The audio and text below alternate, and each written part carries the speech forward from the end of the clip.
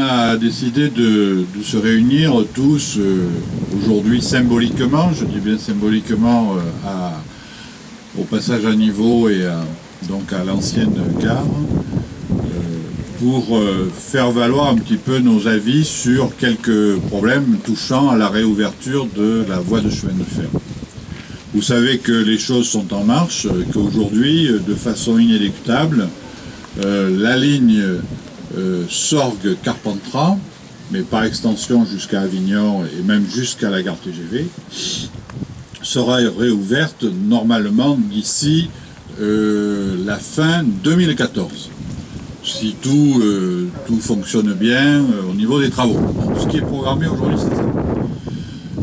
Alors, dans ce long dossier qui a été travaillé depuis plusieurs années par le Conseil régional, d'ailleurs c'est une action de la région, puisque la région est compétente en matière de transport ferroviaire, à l'image de ce qui a été fait entre Cannes et Grasse, dans le 06, où là aussi, une voie de chemin de fer de desserte locale a été réouverte.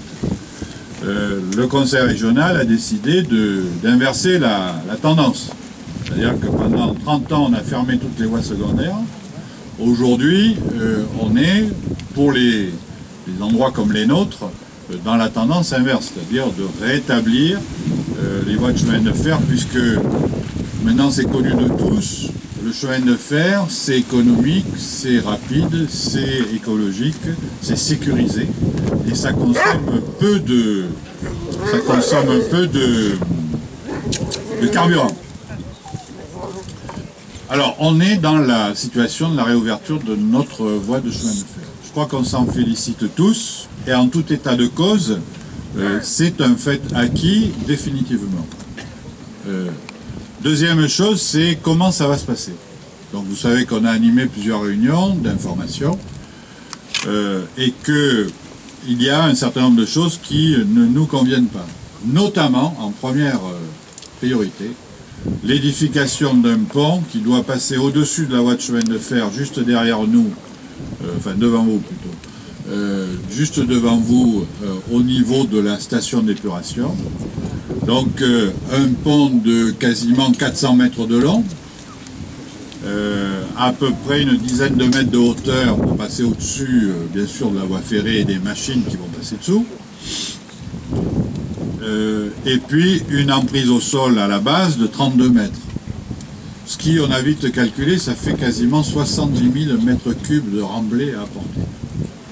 C'est-à-dire que le choix technique qui a été fait par RFF est un choix qui va défigurer notre commune, et particulièrement ce quartier. Et ça, on ne peut pas l'accepter comme ça. D'autant plus qu'il y a des solutions alternatives. La première que on a évoquée, ça a été le passage inférieur. Alors on nous objecte que techniquement c'est pas possible, c'est faux. C'est faux puisque au Thor ça existe, à l'Île-sur-Sorgue ça existe, à Courthézon ça existe, avec des passages à moins 5 mètres en dessous. Bon. Et qu'on me dise pas et qu'on vous dise pas vous tous, qu'à l'Île-sur-Sorgue il n'y a pas d'eau. La Sorgue elle est à 50 ou 100 mètres, 100 mètres. Donc l'argument de la proximité de la nappe, ce qui est vrai d'ailleurs, parce qu'on le sait tous, n'est pas bon. La nappe est là, mais ceci dit, il y a des solutions techniques pour ça.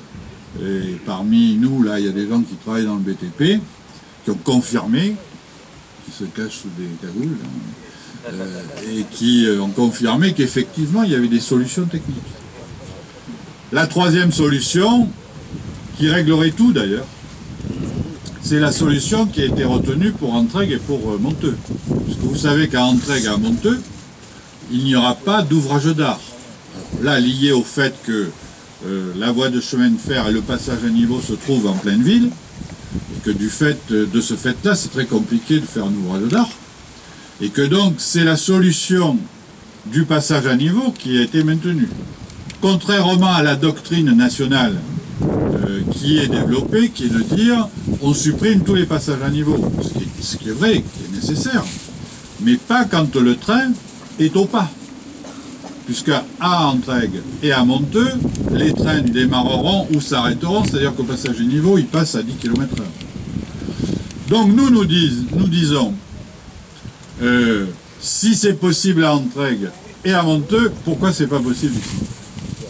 Parce que du coup, on règle tout, c'est-à-dire que le pont ou le passage inférieur qui coûte en gros 3 millions d'euros. 3 millions d'euros. Avec cela, on peut largement et aménager une halte, y compris en prenant en compte les questions de longueur de quai, puisque c'est des choses qui ont été objectées, mais ça encore une fois, c'est technique et c'est faisable. Mais on peut aussi aménager le passage à niveau de telle façon qu'il soit sécurisé et que les trains puissent démarrer. Voilà, il faudrait laisser passer la voiture. Se gare.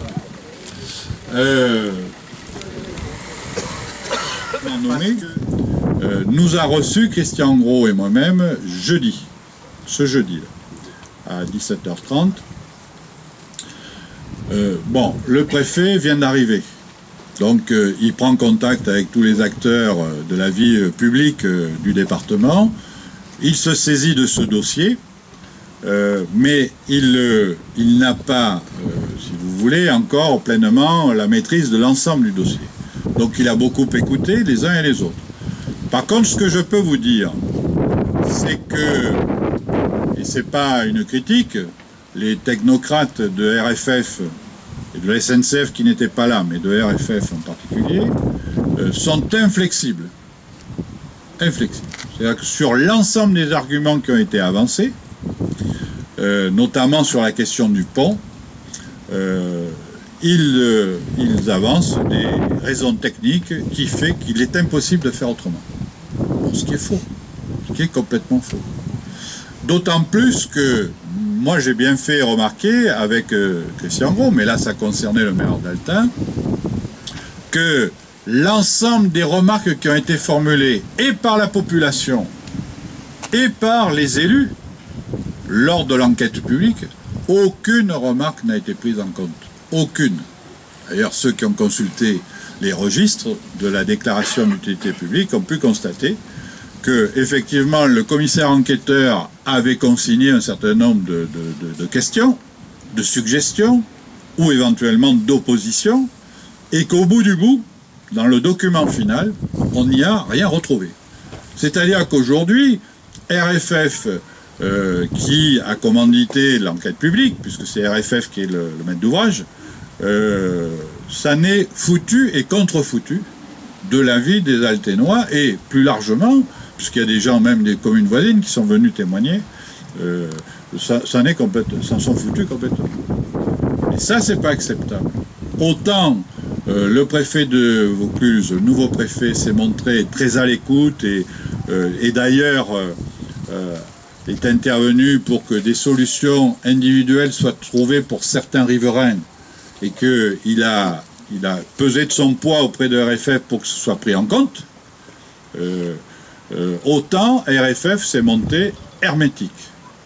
D'ailleurs, ces messieurs ont eu peur de notre présence de ce matin.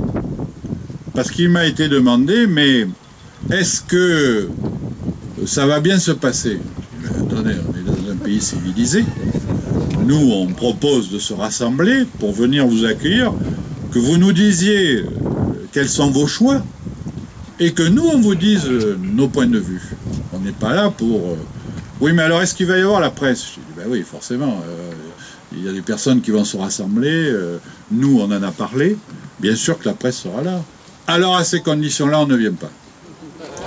Donc, effectivement, ce matin, on constate que RFF n'est pas présent.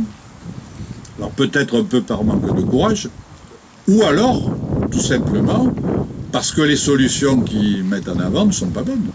Et qu'ils ne sont pas capables de s'en expliquer. Parce que la question, elle se pose là. C'est aujourd'hui, le pont, quelle est l'explication fondamentale qui fait que c'est ça qui est retenu? Quand il y a une et deux solutions différentes et alternatives. Donc aujourd'hui, moi je crois que les responsables de la situation dans laquelle nous sommes sont et RFF d'un côté et la SNCF de l'autre, en tant que futur exploitant, et que il nous appartient d'interpeller, par le biais du préfet d'ailleurs, l'État, mais aussi le conseil régional, puisque quand même l'opérateur du transport ferré, c'est le conseil régional, pour bien faire ressortir que, premièrement, les choix techniques ne sont pas bons, et deuxièmement, l'idée, même si on n'est pas tous d'accord sur cette idée-là, mais l'idée de la halte ferroviaire est une bonne idée à double titre. D'abord, il est vrai qu'aujourd'hui on parle d'abord de Beaulieu qui va avoir lieu à côté. D'ailleurs, certains d'entre vous y sont allés, ont vu ce qui s'y passe. Et si Christian Gros avait été là, il aurait pu en parler, puisque on a parlé de ça aussi au préfet. C'est une chance, et pour Monteux et pour nous, d'avoir la halte par rapport au site de Beaulieu, parce que je pense qu'il sera bon que nous jouions notre rôle dans l'avènement du site de Beaulieu, et surtout, pour nous, Alténois, qui ne sommes pas des sous-Vauclusiens, nous puissions bénéficier du transport ferré, que ce soit pour aller à Monteux, je pense aux collégiens. Je veux dire, depuis le début de l'année, on se bagarre avec les autocars pour avoir des enfants qui arrivent à l'heure, qui ne soient pas laissés au bord de la route, ce qui est arrivé plusieurs fois, qui ne soient pas oubliés à Carpentras au retour, c'est arrivé plusieurs fois. Je vais vous dire, il y aurait le train, nos collégiens, nos lycéens, ils seraient à l'heure, en sécurité, et ils iraient pour aller au collège Sylve, qui est à 300 mètres de la gare. 300 mètres de la gare. Et à Carpentras, pour les lycéens, c'est la meilleure des sept. Et dans l'autre côté, sur Avignon, c'est bien entendu et les étudiants et les travailleurs. C'est-à-dire qu'il y avait un train, une voie ferrée. Moi, ça me fait toujours penser un petit peu au carrément à venir. Donc c'est complètement contradictoire. En même temps, on dit on fait une voie pour développer le département de Vaucluse. Et d'ailleurs, nos décideurs au niveau national et régional, c'est bien cette analyse-là qu'ils ont fait. C'est que le futur développement du département de Vaucluse va se passer entre Avignon et Carpentras dans cette zone.